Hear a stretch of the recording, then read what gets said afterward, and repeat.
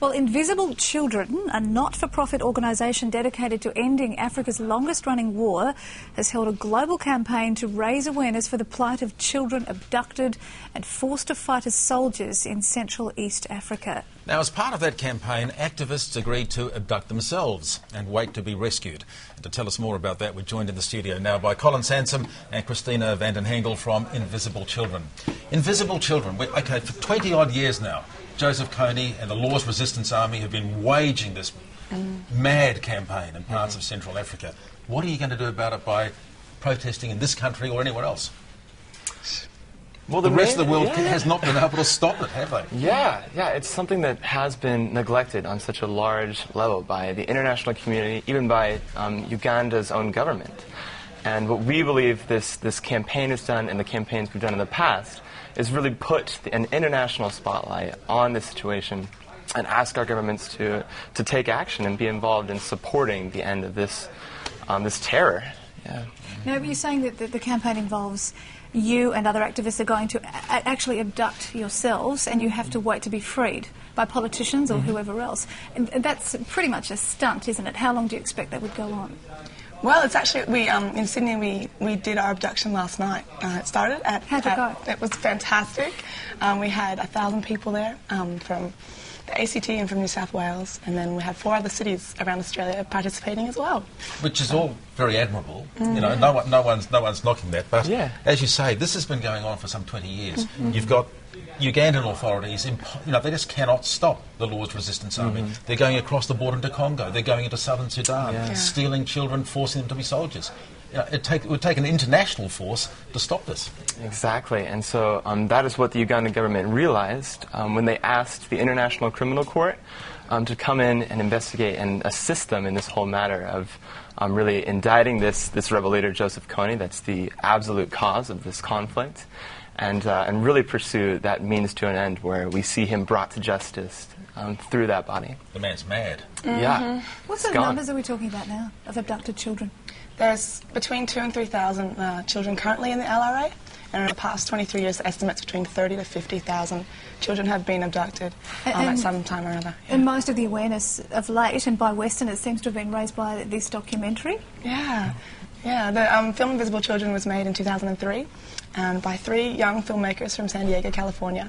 And since then, from 3 guys, we've seen a movement of 6 million people have now seen the film, and a movement of thousands around the world, starting in the States and now moving on to 10 countries that have participated in the last, in this rescue, which is happening tonight around the world. But the trouble is that a country like Uganda simply doesn't have the resources to fight this band of outlaws. That's what they are. And it's an army of outlaws, isn't it? Of absolute madmen. How is anyone going to stop this man? Such a tough question, absolutely, and it's one that we have to just trust that through putting this spotlight on this, through asking our governments, asking people of influence and people of power to take notice and to take action, that together as an international community we can actually work together to put together a plan to apprehend this leader, to rescue these children, rebuild these communities. It would take an international force. And really see this area flourish again. It's absolutely possible. It's just up to us, I guess. So you've got this campaign going in Australia tonight. Have you actually made any overtures to the Australian government to try and get support? Yeah, that was one of the major parts of the event tonight, or this last night. Sorry, it's happening tonight in... So we were doing a letter writing campaign to both Stephen Smith, the Foreign Affairs Minister, and of course the Honourable Kevin Rudd.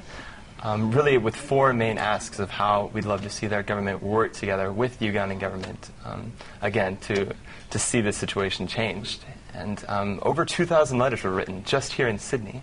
And of course, that's happening in more cities in Australia, across New Zealand, and over 120 around the world.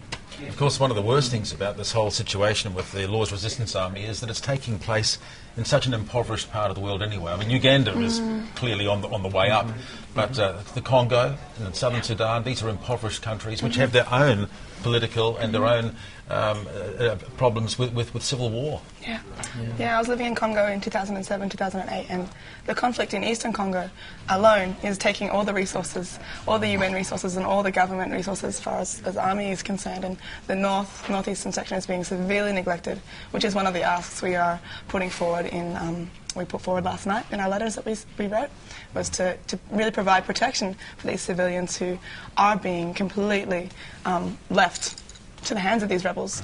Over 50 villages have been ransacked and burnt in the last 2.5 months. It's a campaign of terror. It's just, they're being largely ignored. Yeah, these people are. And how young are some of the children who were abducted? Abducted, you're talking from 6, like 5, 6, through to 15.